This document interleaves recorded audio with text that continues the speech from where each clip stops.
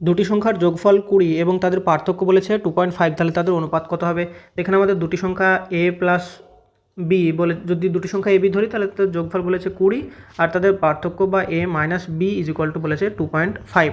তাহলে এইটাকে আমাদের দুটো থাকে যে একটা সমাধান করে আমাদের ওইটা ভাগ করতে পারো, বা এখানে যদি আমরা কম্পোনেন্ট ও ডিভাইডেন্ডের যে রুল সেটা যদি লাগাই তাহলে এখানে a by B divided by a minus B is equal to 20 divided by 2.5। তাহলে এখানে যদি আমরা করি তাহলে এখানে কি হবে দেখো, কম্পোনেন্ট ও ডিভিডেন্ড মানে হচ্ছে যে a plus B plus A minus B, আবার নিচে হবে a plus B minus A plus B is equal to উপরে হবে 20 প্লাস 2.5 আর নিচে হবে 20 মাইনাস 2.5।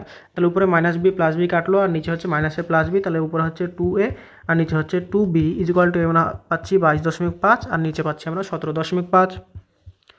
পয়েন্ট পয়েন্ট যদি তুলি আর এখানে 2 যদি কাটি তাহলে এখানে a by B is equal to আমরা পেলাম 225 ডিভাইডেড বাই 175। এইটা যদি আমরা কাটি তাহলে 25 দিয়ে কাটলে এখানে পাবো 9, 25 দিয়ে কাটলে এখানে পাবো 7, তাহলে a by B is equal to 9/7। এইটা হচ্ছে তাদের রেশিও, তাহলে এখানে আমাদের 9/7 অর্থাৎ অপশন নাম্বার 2 হয়ে যাবে সঠিক উত্তর।